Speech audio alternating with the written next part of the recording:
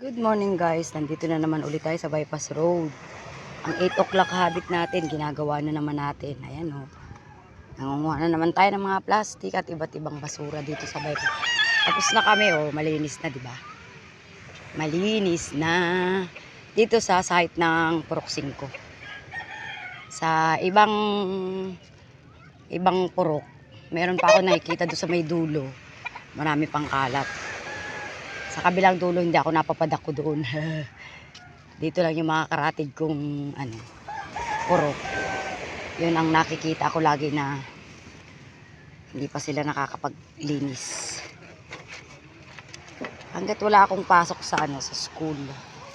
Pero nakasegregate yan yung mga plastic. Plastic lang. Ito yung mga nabubulok, mga kahoy, mga dahon. Natin, dapat nakasegregate. Ayun o, malinis.